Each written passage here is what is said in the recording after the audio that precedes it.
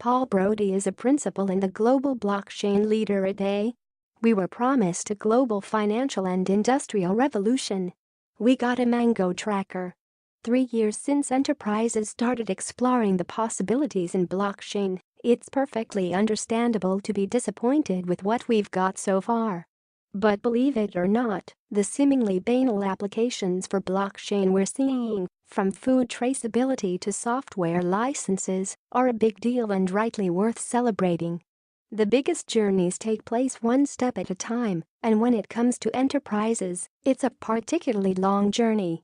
The 22,000-word software license agreement you clicked yes to without reading. Enterprises are reading every word of those things and arguing over the details. Adoption of technology inside the enterprise is sticky and durable, but it is also very slow as these systems are fragile and have many decision-makers.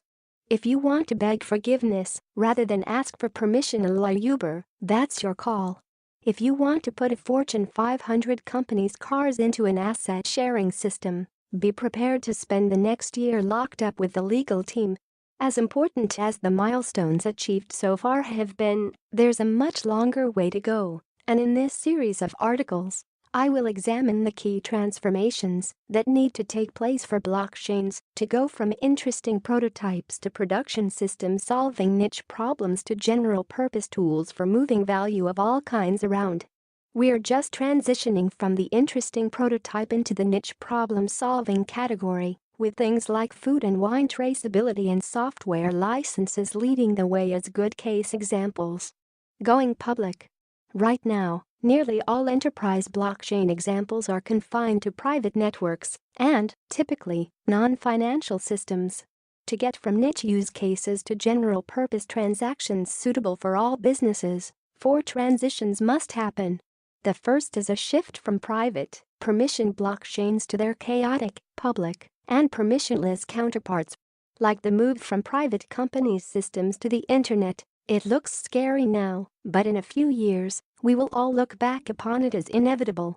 There's a good reason, however, that nearly all enterprise solutions today run on private networks. Privacy. Public permissionless blockchains, though they are based on key principles of cryptography, actually run most data in the clear, which is to say unencrypted. If you want to buy raw materials from suppliers and partners, and you do so over the public networks like Ethereum today, your pricing deals and volumes and partners will all be easily visible to your competition. Not very attractive. And so companies have opted for private networks. But private networks, even industry consortia, don't scale very well. If you form a private network for food traceability and you want to ship the food and ensure that shipment, you'll end up needing half a dozen different blockchain connections to complete the whole transaction. Some companies are working hard on connecting up lots of different private blockchains. That's going to be expensive, and our fear is that hackers will have a field day with those interoperable systems.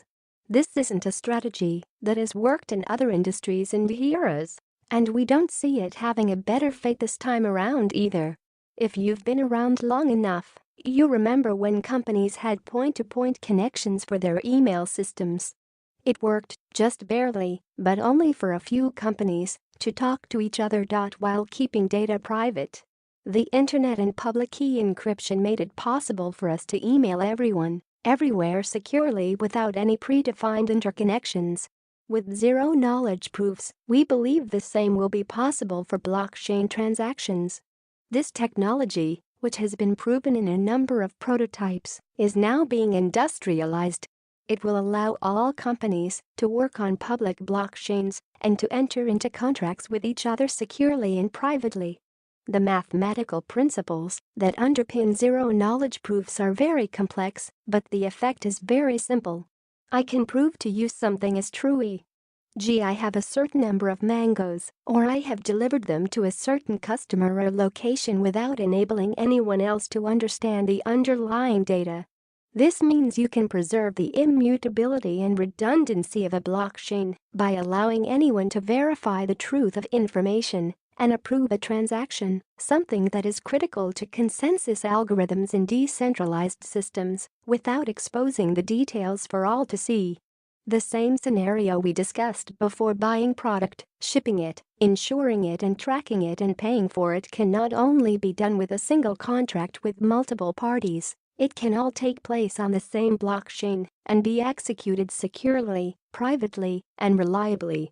Getting onto a shared public infrastructure is critical for blockchains to scale globally and to move from very specific industry solutions into general-purpose tools for moving value and enabling business agreements. Though we think it will take some time to fully industrialize the implementation of zero-knowledge proofs, the payoff will be enormous. In my next article, I will take a look at the second key revolution we expect in blockchain technology: the transition from notarization to tokenization. Building image via Shutterstock. The leader in blockchain news, CoinDesk is a media outlet that strives for the highest journalistic standards and abides by a strict set of editorial policies. CoinDesk is an independent operating subsidiary of Digital Currency Group, which invests in cryptocurrencies and blockchain startups.